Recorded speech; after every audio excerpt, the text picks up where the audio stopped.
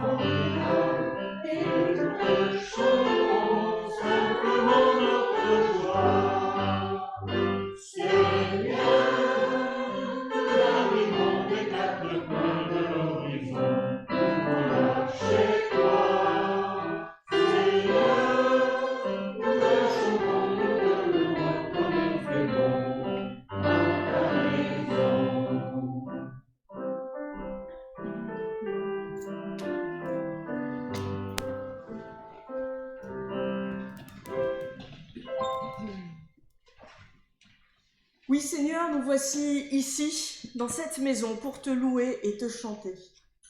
Que tout en nous bénisse ton saint nom. Que nos mains te louent par leurs gestes. Que nos pas te louent par leur chemin. Que nos lèvres te bénissent à travers leurs chants. Que nos yeux te célèbrent en reflétant ta lumière. Que nos oreilles te répondent en écoutant ta voix. Que tout en nous bénisse ton saint nom, Seigneur. Que notre mémoire te rende grâce en se remémorant tes délivrances. Que nos intelligences te louent en cherchant la voie de ta sagesse. Que nos volontés t'honorent en se faisant servantes de la tienne. Que nos cœurs te louent en s'offrant à toi. Que tout en nous te bénisse et te rende gloire, Seigneur. Amen. continuons notre louange avec le psaume 150. Le psaume 150, à la page 168. Et pour ça, je vous invite à vous lever.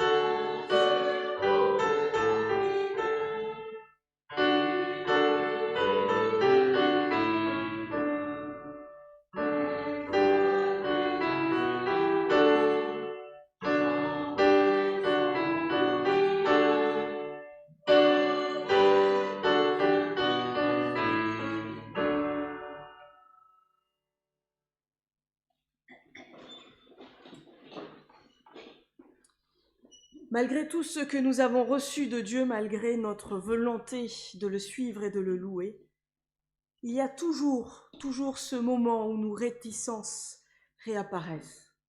Ces moments où c'est plus fort que nous, il y a quelque chose qui fait que vraiment on ne peut pas y croire totalement. Je vous invite à nous présenter en toute vérité au Seigneur dans la prière.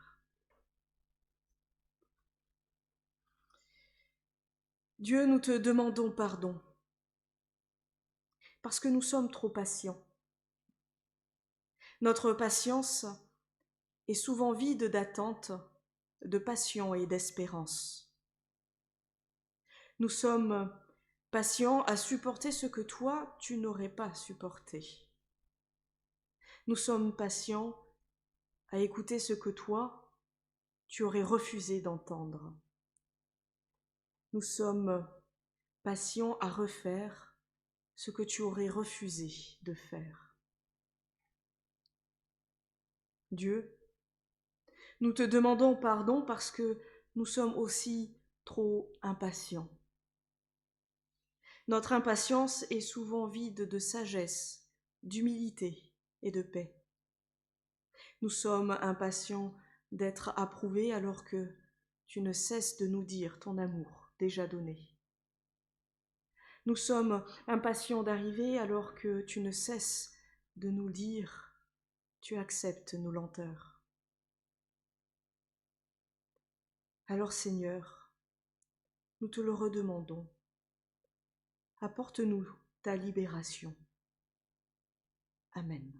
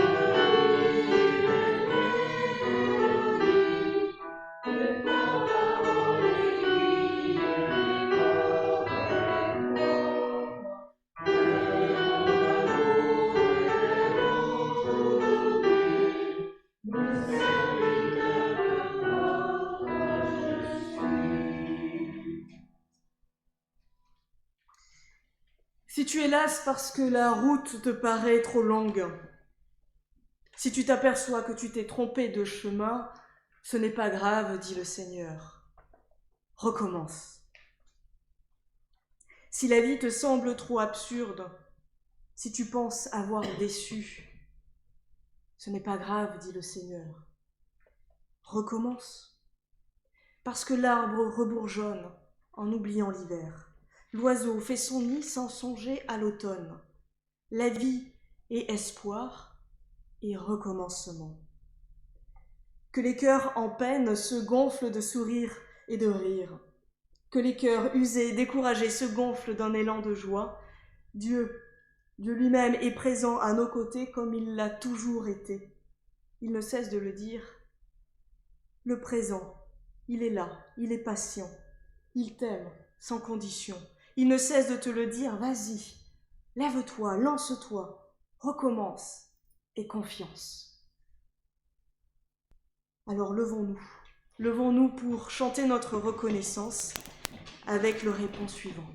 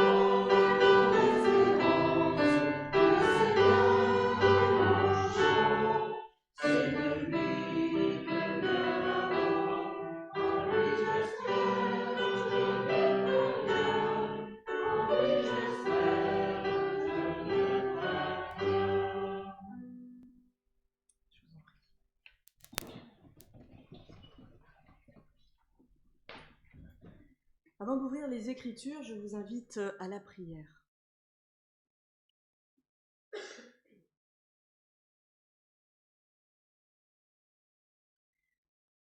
Donne-nous, Seigneur, d'être à l'écoute de ce que tu veux nous dire ce matin.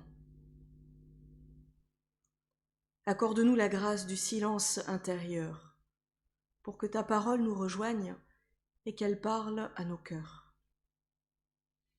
Que par ton esprit, le passage de l'Écriture que nous allons écouter devienne bonne nouvelle pour nos vies. Amen.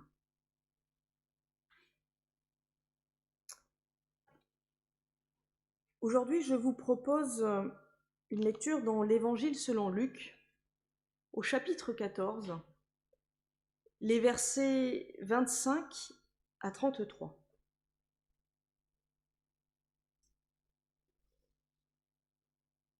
Voici ce que l'on peut y lire. De grandes foules faisaient route avec Jésus. Il se retourna et leur dit : « Si quelqu'un vient à moi et s'il ne hait pas son père, sa mère, sa femme, ses enfants, ses frères, ses sœurs et même sa propre vie, il ne peut être mon disciple. Et quiconque ne porte pas sa croix et ne me suit pas, ne peut être mon disciple. Car lequel d'entre vous, s'il veut bâtir une tour, ne s'assit pas d'abord pour calculer la dépense et voir s'il a de quoi la terminer, de peur qu'après avoir posé les fondations, il ne soit pas capable d'achever et que tous ceux qui le verront ne se moquent de lui et disent : cet homme a commencé à bâtir et il n'a pas été capable d'achever. Ou quel roi, s'il part pour s'engager dans une guerre contre un autre roi, ne s'assit pas d'abord pour examiner s'il a le pouvoir avec 10 000 hommes de marcher à la rencontre de celui qui vient avec 20 000. Tandis que l'autre est encore loin, il lui envoie une ambassade pour demander les conditions de la paix. Ainsi donc, Quiconque d'entre vous ne renonce pas à tout ce qu'il possède ne peut être mon disciple. Le sel est une bonne chose, mais si le sel devient fade, avec quoi l'assaisonnera-t-on ? Seigneur, ta parole est une lampe à nos pieds, une lumière sur notre sentier. Amen.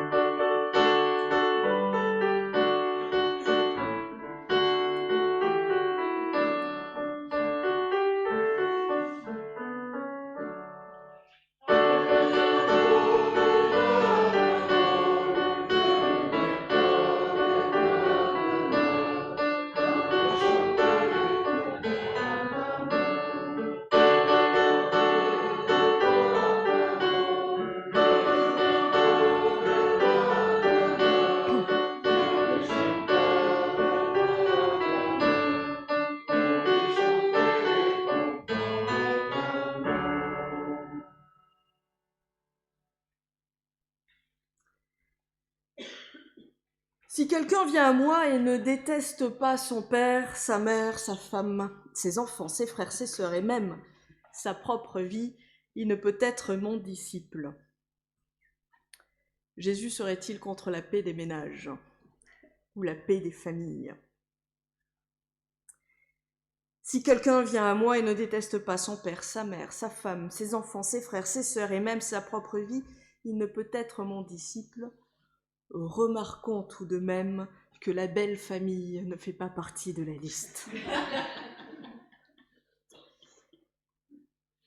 Ce passage a bien été trop souvent instrument de dérive religieuse, voire même politique. Il a bien trop souvent été utilisé pour justifier l'injustifiable. Et l'histoire du christianisme elle-même est traversée par ces drames individuels, familiaux et communautaires. Dans les premiers siècles, les déchirements suite à la conversion de l'un, le départ pour une autre vie et les larmes qui l'accompagnent pour les autres. À travers les siècles, les sangs versés suite à la haine d'une communauté envers une autre. Au début du mois, certains ont commémoré la Saint-Barthélemy, date où des familles, amis, voisins, qui se connaissaient si bien se sont entre-déchirés. La mémoire du protestantisme français ne le sait que trop bien. Si quelqu'un vient à moi et ne déteste pas son père, sa mère, sa femme, ses enfants, ses frères, ses sœurs et même sa propre vie, il ne peut être mon disciple. Et quiconque ne porte pas sa croix pour venir à ma suite ne peut être mon disciple. Aujourd'hui, j'aimerais prendre le temps pour vous proposer une autre manière de lire ce passage. Une interprétation où Jésus-Christ lui-même prend en compte le tiraillement et la douleur que cela peut être véritablement de se lancer à sa suite dans le monde dans lequel nous vivons. Je vous le relis encore une fois. Si quelqu'un vient à moi et ne déteste pas son père, sa mère, sa femme, ses enfants, ses frères, ses sœurs et même sa propre vie, il ne peut être mon disciple. On retrouve ce même passage dans l'Évangile selon Matthieu. Mais Matthieu apporte une petite subtilité. Il ne parle pas de haïr. Il dit « celui qui aime plus son père, sa mère, sa femme, etc., ne peut être mon disciple. » Il ne s'agit pas de haïr au sens de la haine, avec perte, violence et fracas, mais plutôt de la hiérarchie que l'on met entre les gens que l'on aime, et puis entre les gens que l'on aime et le Christ lui-même. Et si on va un peu plus loin dans l'analyse de ce premier verset, il est intéressant de remarquer que les personnes qui sont mentionnées ici ne le sont pas selon leur nom et prénom comme dans d'autres passages. Ils le sont selon leur titre social, interne à la famille. La question n'est pas d'haïr les personnes en tant que telles, mais de remettre en question la hiérarchie que nous faisons dans notre amour, non pas selon les personnes, mais selon leur objet social, leur statut familial, le père, la mère, la femme, etc. La hiérarchie et la priorité de l'attachement que pointe là Jésus ne sont pas nouvelles en son époque et restent toujours d'actualité quand on y pense quelques instants. Pendant longtemps et encore aujourd'hui, la famille, la communauté religieuse ou professionnelle à laquelle on appartient passait et continue parfois de passer avant tout. Tous ses membres sont appelés alors à être dévoués à la vie, à la mort, à ne jamais mettre en péril ni ternir l'image de cette communauté. Elle devient la priorité au point même qu'elle peut finir par enfermer ses membres, devenir ce petit îlot tout douillet, ou parfois ce carcan irrespirable, de devenir ce lieu si bien qu'on en oublie le reste du monde, finissant par devenir le sens, la raison même de la vie de ses membres, fermant alors toute porte vers l'extérieur, toute porte au vis-à-vis, et même jusqu'à prendre la place de Dieu lui-même. Et des exemples, on en a des milliers. Les vendettas entre les familles, les exclusions au nom d'une dogmatique d'une église, la loi du silence dans un corps professionnel, et j'en passe. Face à tout cela, Jésus vient nous interpeller. Quel est le point de départ de notre amour? Quelle est sa source? Où s'ancre cet amour? Selon quelle échelle de valeurs se basent nos rapports sociaux? Est-ce une échelle humaine? Est-ce une échelle où la transcendance, Dieu lui-même, a sa place? Quelques chapitres avant notre extrait, Jésus invitait à laisser tous ses biens matériels et économiques pour le suivre. Et voilà que maintenant, il va un peu plus loin. Il invite à laisser tous les titres sociaux, les classifications, les hiérarchies que l'on fait dans nos propres relations sociales, pour laisser place à la rencontre, place à l'être humain qui se cache derrière tout cela et parfois étouffe, pour laisser la place pour être juste en vérité, pour laisser un seul titre à la personne en face de nous, ce titre-là même qui apparaît à la lumière du matin de Pâques, celui d'enfant aimé de Dieu, notre frère, notre sœur, notre prochain, notre égal en humanité et face à Dieu lui-même. Et cela, le Christ n'a cessé de le témoigner. Dieu n'enferme pas. Le chemin qu'il nous propose, la communauté qu'il nous invite à former, est toujours ouverte. Sa grâce nous ouvre. Elle nous lance dans un monde à la rencontre de tous et pour cheminer avec tous. Rien qu'avec ça, nous voici déjà rendus bien loin de la haine pour ses proches. Je voudrais relever aussi autre chose. C'est que cette invitation proposée, elle n'est pas réservée à quelques-uns. Elle est faite à cette foule indéfinissable qui suivait déjà Jésus depuis un bon nombre de chapitres, qui le suivait, avait bien entendu parler de lui, avait bien entendu ses enseignements, était à sa suite, et pourtant, cette foule, ce n'est pas les disciples. N'oublions pas qu'il y a une diversité de vocations, une diversité d'appels pour s'engager sur ce chemin de la foi. Et tous les récits bibliques nous en donnent un bon modèle, une bonne liste. Il n'y a pas un seul modèle de croyants ou de disciples, mais une diversité. Il y a ceux qui sont appelés, qui se lèvent, qui se lancent, qui partent vite, parfois trop vite, trop loin, comme Pierre. Il y a ceux qui sont interpellés, mais qui ont besoin de voir pour le croire, qui ont besoin que ça mature, que ça choque et s'entrechoque, comme Thomas. Et puis il y a tous ceux qui sont entre ces extrêmes.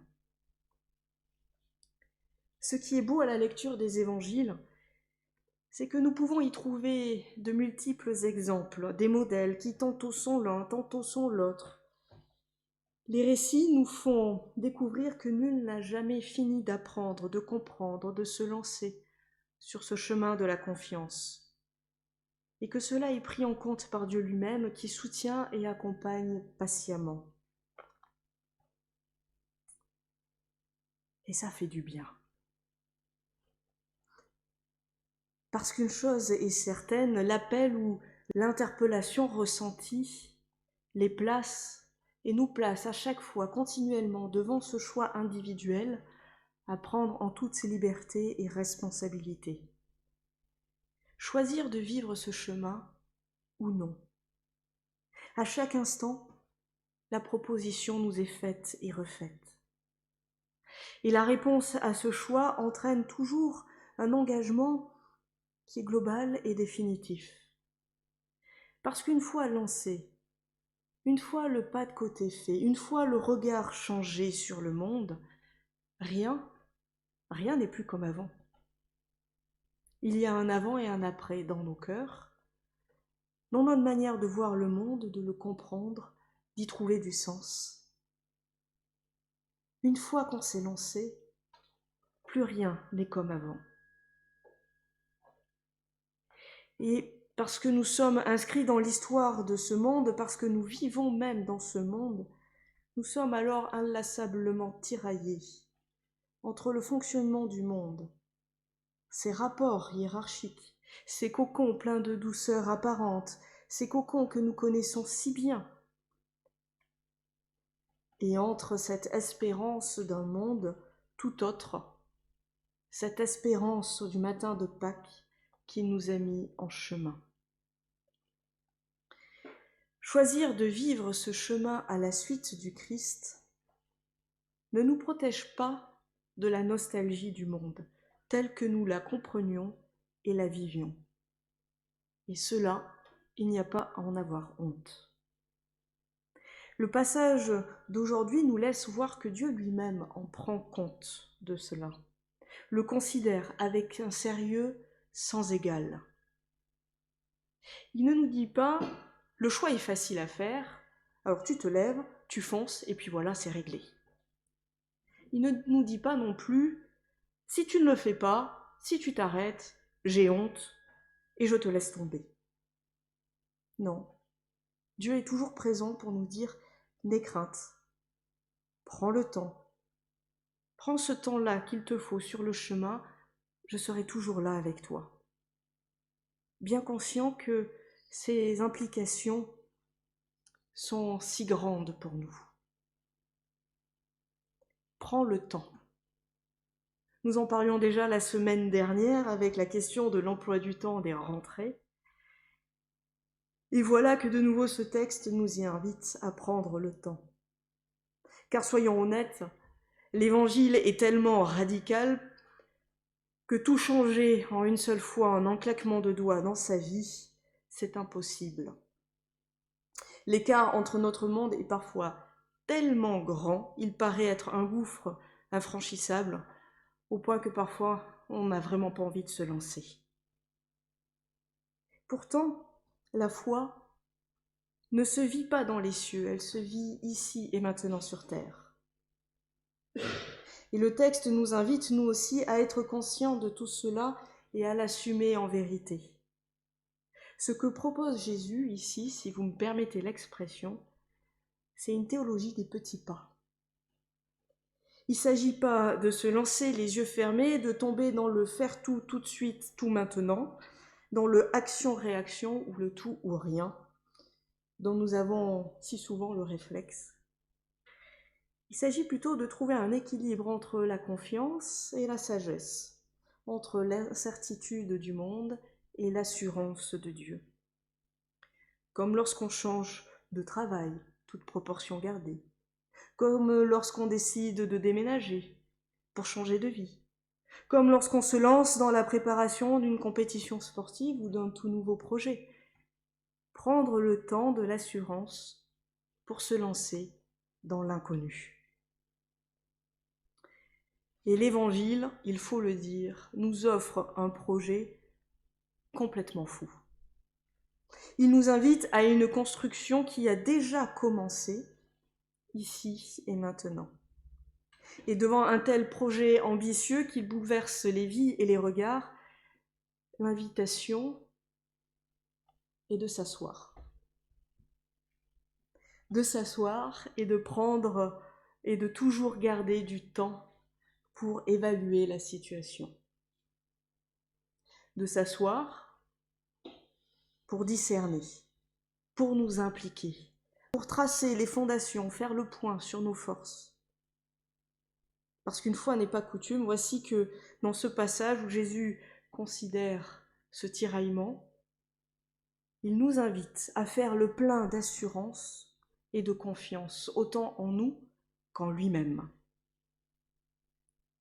Oui, nous sommes invités à chaque moment décisif à prendre ce temps de discernement, ce temps de bilan, à faire les comptes et à étudier toutes les options possibles, comme celui qui veut construire une tour, ou ce roi hésitant entre la guerre et la paix.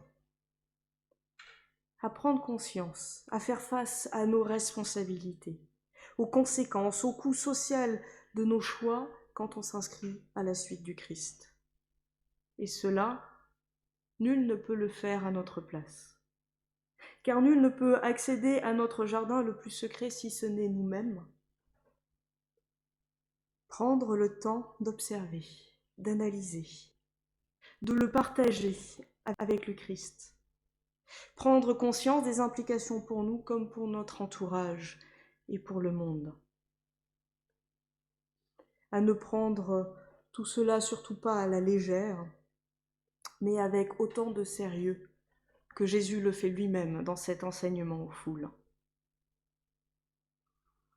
Une telle sagesse, soutenue par la grâce de Dieu, nous pousse ainsi à nous respecter, dans tout ce que nous sommes, nos forces comme nos faiblesses, dans notre vie comme notre engagement à la suite du Christ.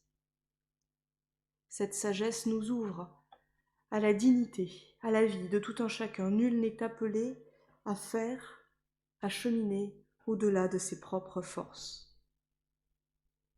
Et en cela, Jésus nous appelle bien à porter notre croix, à la porter, pas à se laisser écraser par elle. Il sait que cela coûte, demande un courage de chaque jour. Il ne nous demande pas de nous sacrifier, ça non, il l'a fait et ça suffit pour tout le monde.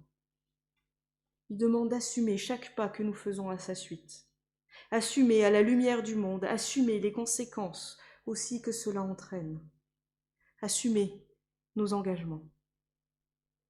Le sujet, ce n'est pas la distance parcourue sur le chemin de la foi.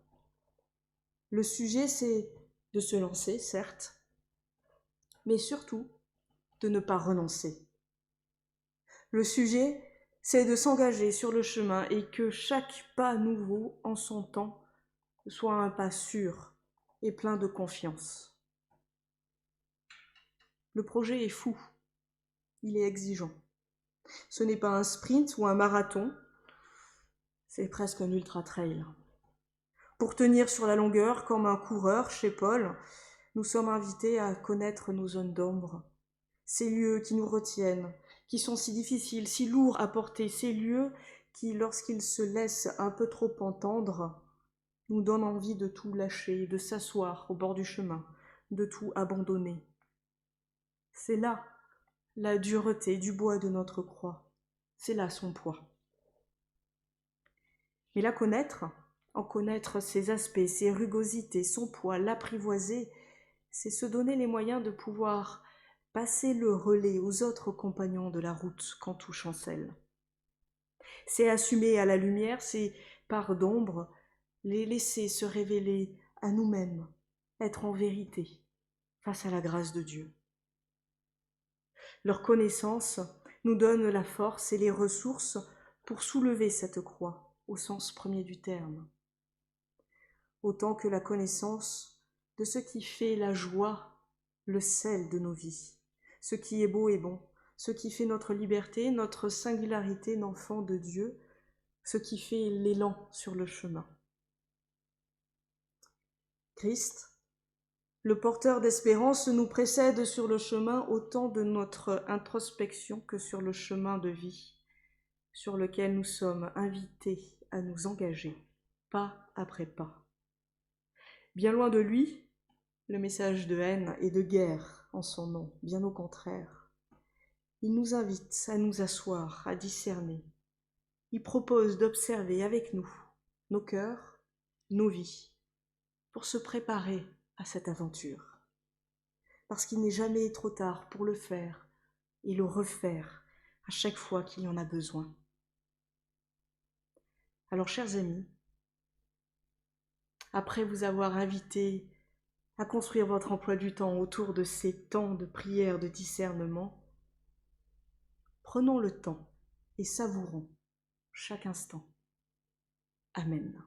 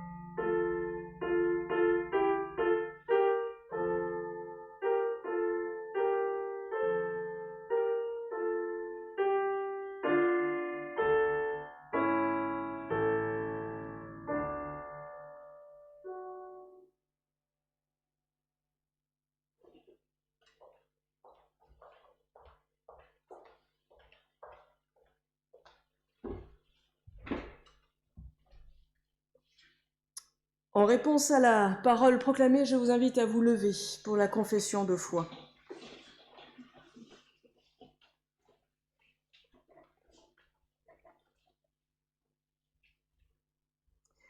Dieu, nous croyons en toi. Tu nous accompagnes dans notre vie, dans toutes nos étapes. Tu manifestes ta présence dans la rencontre des autres et par des actes qui prennent pour nous la saveur de ton royaume, la lumière du monde nouveau, où la vie reçoit son sens dans ta main. Nous croyons que tu appelles chacun et chacune par son nom, comme un parent plein de tendresse, et tu fais de nous tes enfants. Jésus-Christ, nous croyons en toi.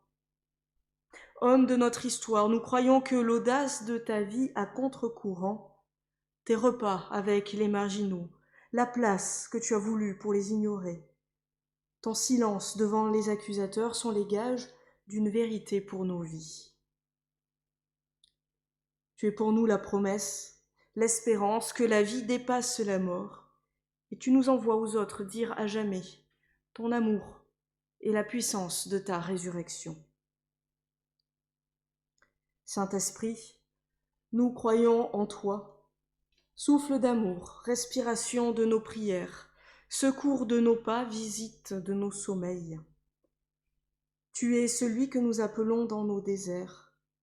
Nous croyons que tu lèves les endormis, que tu appelles à combattre dans ce monde pour triompher l'amour, la liberté la justice et la paix. Amen.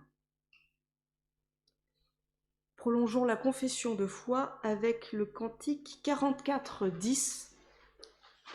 Je te suivrai, Jésus.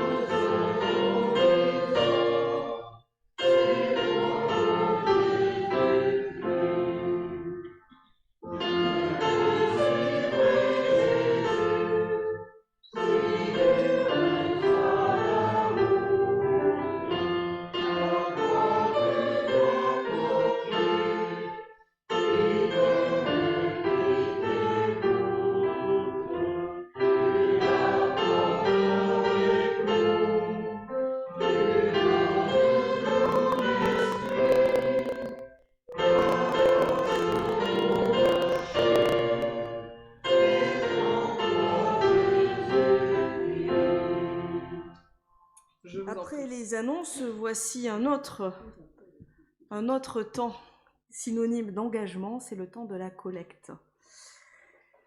L'Église ne vit que de dons, et grâce à vous, on peut avoir des bâtiments, du temps, des instruments, l'électricité, le chauffage pour cet hiver, alors que votre don soit joyeux. Merci beaucoup.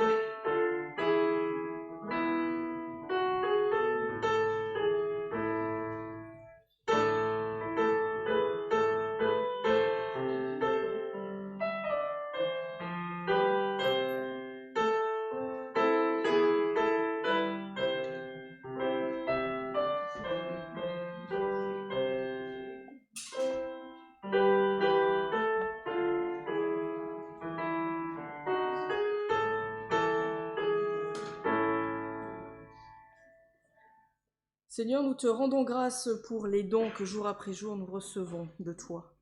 Accepte cette offrande comme un des signes de notre amour et de notre engagement à ton service. Amen. Je vous invite à la prière d'intercession, la prière les uns pour les autres, les uns avec les autres.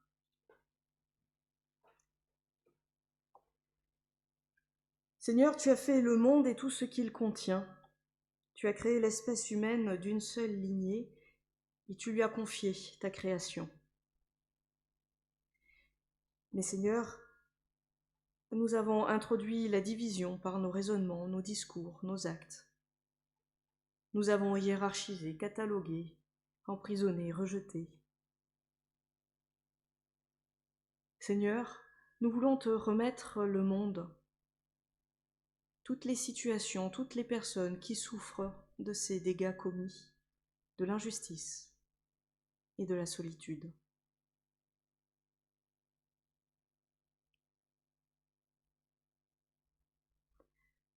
Tu veux que nous formions un peuple unique, vivant en liberté, fêtant la paix, délivré de l'injustice et véritablement humain. Tu nous veux responsables, actifs dans la vie que nous menons, l'amour que nous partageons, les relations que nous créons. Répands sur nous et sur le monde ton esprit. Que les ouvriers de paix sentent ta présence et ton soutien à chaque fois que le doute ou la fatigue se fait sentir. Aide à ce que ta parole soit entendue, mise en pratique, suivie, afin que tous rendent témoignage des merveilles que tu promets. Nous te remettons dans le silence de nos cœurs toutes les personnes et les situations qui nous accompagnent.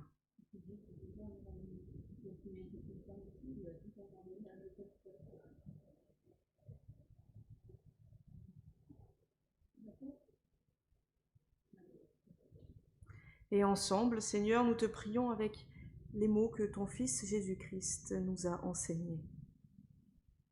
Notre Père, qui es aux cieux, que ton nom soit sanctifié, que ton règne vienne, que ta volonté soit faite sur la terre comme au ciel. Donne-nous aujourd'hui notre pain de ce jour. Pardonne-nous nos offenses, comme nous pardonnons aussi à ceux qui nous ont offensés. Ne nous laisse pas entrer en tentation, mais délivre-nous du mal, car c'est à toi qu'appartiennent le règne, la puissance et la gloire, pour les siècles des siècles. Amen. Chers amis, je vous invite à vous lever pour entendre les paroles d'envoi et de bénédiction. Dieu nous envoie dans le monde pour être ses témoins, pour transmettre son espérance, pour pratiquer son amour.